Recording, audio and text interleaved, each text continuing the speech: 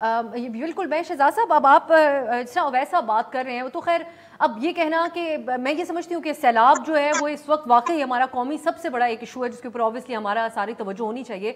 लेकिन अपॉइंटमेंट भी एक, अगर सेपरेटली हम इशू बेस्ड चीज़ों को देखें तो वो भी एक बहुत अहम मामला है, तो उसके ऊपर अगर सेपरेटली भी सियासतदान बैठ के बात करें। यहाँ पे इमरान खान साहब, एक बात उनकी जमात की तरफ से ये भी कही जा रही है कि मरियम नवाज साहिबा भी तो और नवाज शरीफ साहब भी तो बहुत ज़्यादा मुखालफत करते थे, सिटिंग अस्करी शख्सियात के नाम लेके उनके बारे में बात करते थे। इसका क्या कंपैरिजन हो सकता है शहजाद साहब? और दूसरा, इमरान खान साहब ने जो खतरनाक वाली बात की है, अब वो कहते हैं कि हर दिन के साथ मैं मजीद खतरनाक हो रहा हूँ, ये उनको किस चीज़ का एतमाद है? ये आप समझते हैं कि उनका कॉन्फिडेंस है कि बाकियों के साथ मुख्तलिफ रवैया था, मेरे पास एक अवामी पावर भी है और एक पॉपुलैरिटी भी है, तो मेरे लिए मुख्तलिफ है सूरत हाल?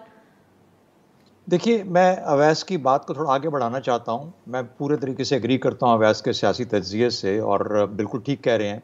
असल में इमरान खान की कोशिश है, और वो चाहे वो सैलाबों की वजह से इलेक्शन डिले होने का डर है या ये कोई और ख़दशात हैं, लेकिन कहने का मतलब ये है कि वो असल में एक्सट्रीम स्टेप चाह रहे हैं किसी की तरफ से।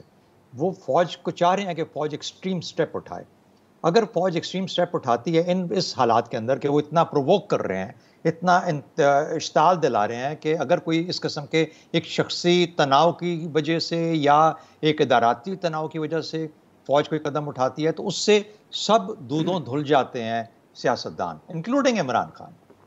तो वो ये चाहते हैं कि मैं जब वापस आऊँ, और इस किस्म की पॉपुलैरिटी जो उनके पास इस वक्त एग्जिस्ट करती है, वो समझते हैं कि इसको और मोमेंटम मिलेगा, फौज और डीफेम होगी, और मुझे जो मैं सामने खड़ा हो कि अपने आप को बराबर पेश कर रहा हूँ, इसका मतलब है कि मेरा स्टॉक और ज़्यादा लोगों में बढ़ेगा।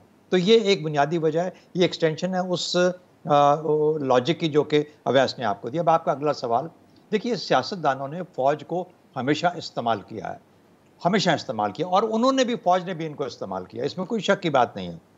लेकिन जहाँ पर बिल्कुल आपकी बात सही है कि अगर और सियासतदानों ने नाम लिया है फ़ौज का, फ़ौज के लीडरान का, तो उसी तरीके से बदनाम करने की नीयत से लिया है। आज भी इमरान खान जो कर रहे हैं बदनाम नीयत, ये इस्ताल दिलाने की कोशिश है, ये पाकिस्तान के सियासी मंजर को अलट पलट करने की कोशिश है, और उस तरीके से एक ऐसी जगह ले जाने की कोशिश है कि जहाँ पर इसके बाद या इनके पास हुकूमत ना रहे, और जो अगर रहे तो जिसके पास रहे, और फिर जब वो वापस आएंगे उस वक्त तक फौज अगर कंटिन्यू करती है यही इसी कमांड के साथ, तो वो अगर वापस आते हैं तो फिर उनके पास हक आ जाता है कि वो अगला आर्मी चीफ। लेकिन हमारी सियासत क्या आर्मी चीफ के गिर्द ही घूमती रहेगी? आर्मी चीफ के अपॉइंटमेंट के गिर्द ही घूमती रहेगी?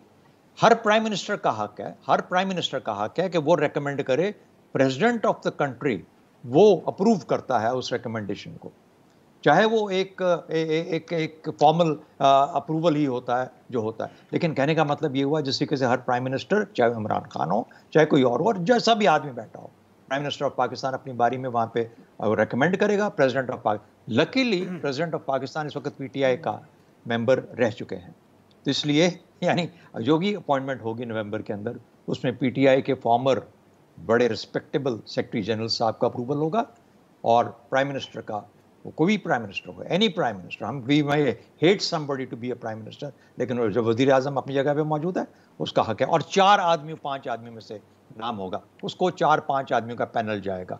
वो ये नहीं कह सकता आर्मी चीफ के नहीं इसको लगाओ, वो रिकमेंडेशन मांग सकता है, वो पूछ सकता है हर एक के बारे में कि आपका क्या ख्याल है, ये कैसा है, ये कैसा है। और ये याद रखें, मेरिट वहाँ डिफाई होता है जहाँ पर आप ब्रिगेडियर को या मेजर जनरल को उठा के आर्मी चीफ बना दें।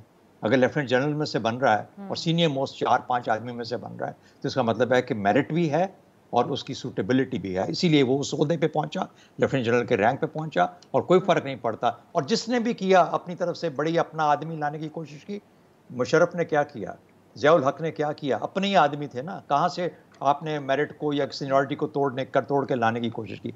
जहांगीर करामत को निकाला, अपने ही गले पर चीज़ आ गई। कहने का मतलब ये है कि ये बहुत सोच समझ के फैसले, तो जो तरीकाकार है उस तरीकाकार को फॉलो करें। जो आर्मी का चीफ होता है वो पाकिस्तान की फौज का चीफ है, चाहे वो एयरफोर्स का चीफ, पाकिस्तान की एयरफोर्स का चीफ है, तो वो पाकिस्तान का चीफ है, पाकिस्तान की अफवाज का चीफ है। उसको आप किसी सियासी पार्टी की आर्मी का चीफ नहीं है। अगर ये डिफ्रेंसिएशन हम क्रिएट कर सकें, और ये बिल्कुल बात सही है कि उनको सेपरेट रहना चाहिए अपने सियासत के किसी भी सिलसिले से। मेरा ख्याल है कि फौज भी अपने सबक सीख रही है एज ये सारा प्रोसेस गुजरा है। लेकिन hats off to the people जो कि इश्ताल में नहीं आ रहे, इश्ताल दिलाया जा रहा है लेकिन वो इश्ताल में नहीं आ रहे। Let the process continue. ये सियासी मंजरनामा खुद ही अपनी डिटर्मिनेशन खुद करेगा और खुद ही रास्ते निकलेंगे इसके अंदर से।